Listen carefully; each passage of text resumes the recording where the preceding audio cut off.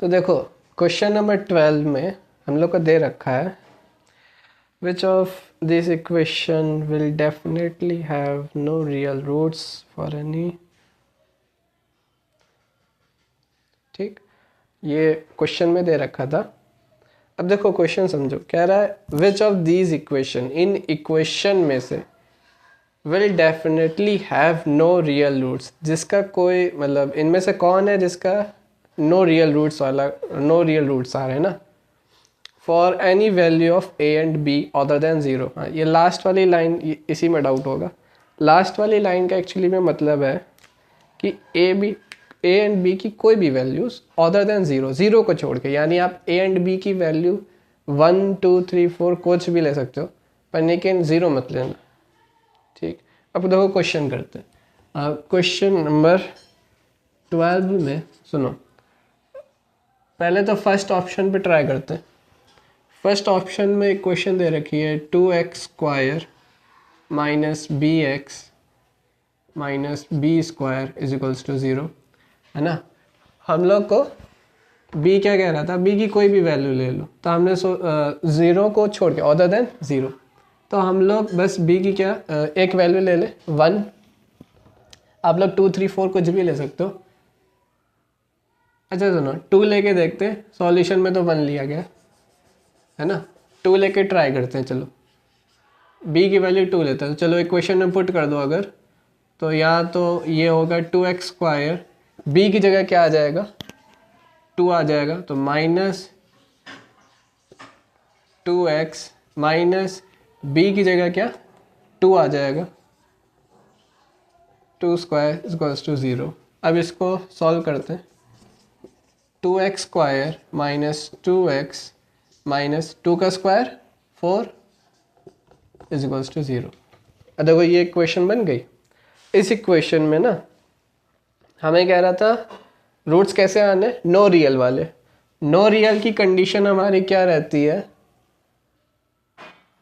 No real की condition रहती है कि d इज, हाँ d की वैल्यू 0 से कम आनी चाहिए, यानी 0 से छोटी। तो हम चेक करते हैं इस इक्वेशन का, d is equals to b² minus 4ac।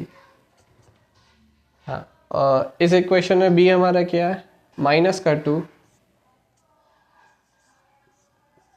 देखो ये जो b है ये फॉर्मूले वाला है, ये भी हमने जो क्वेश्चन में दे रखा था उसको मानना है, तो दोनों अलग अलग है। ये जो b है ना ये इक्वेशन वाला है, और ये जो था हमने माना था। तो कंफ्यूज ना होना कुल मिला के कि यहाँ पे प्लस का 2 आना चाहिए था, जैसे कि b2 लेट किया है, पर लेकिन माइनस का 2 आएगा, क्योंकि ये जो b हमारा है ये हमने इस इक्वेशन से उठाया है ना, और इस इक्वेशन में b कैसा हमारा माइनस का 2 है। तो माइनस का 2 स्क्वायर माइनस 4 इंटू ए क्या है 2 है, c क्या है माइनस का 4 है। तो माइनस का 2 का स्क्वायर क्या आता है 4, है ना, पॉजिटिव का 4 माइनस ये क्या देगा, देखो माइनस ये देगा, अरे ये देखो ना 4 दूनी 8, माइनस का 8 आएगा, और माइनस एंड प्लस का माइनस माइनस मल्टीप्लाई करके क्या देते हैं प्लस, प्लस का 8 3 जा 8 4 जा 32 36 कैसा आया, ये d जो है हमारा क्या कंक्लूजन निकला हमारा कि d जो है ग्रेटर देन 0 है। तो जब ग्रेटर देन 0 होता है तो रियल वैल्यूज आती हैं एंड अनइक्वल होते हैं, तो रूट्स जब उस समय रियल होते हैं और अनइक्वल होते हैं। ये वाली इक्वेशन क्लियरली हम लोग को नो रियल रूट वाला नहीं बन रहा केसेस में। सेकंड वाले पे ट्राई करते हैं। देखो सेकंड ऑप्शन जो है उसको तो यूज़ ही नहीं करना है, क्योंकि उसमें ना क्वाड्रेटिक इक्वेशन नहीं है। ये क्वाड्रेटिक इक्वेशन नहीं है। यहाँ ध्यान से देखो,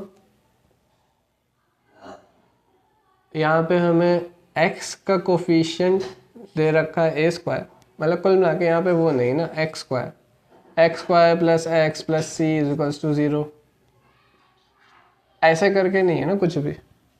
क्वाड्रेटिक इक्वेशन में x की हाईएस्ट पावर 2 होनी चाहिए कम से कम, और इसमें नहीं है।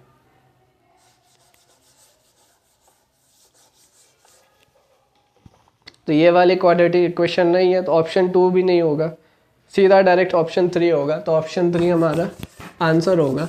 एक बार इसको प्रूफ भी करके देख लेते हैं कैसे आएगा। हमें दे रखा है x square plus a x plus b is equals to 0, ये हम लोग को दे रखा है।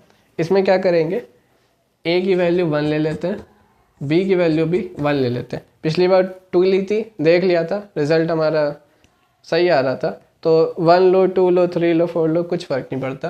और दोनों की वैल्यू अलग अलग लो या दोनों की वैल्यू सेम लो, कोई फ़र्क नहीं पड़ने वाला।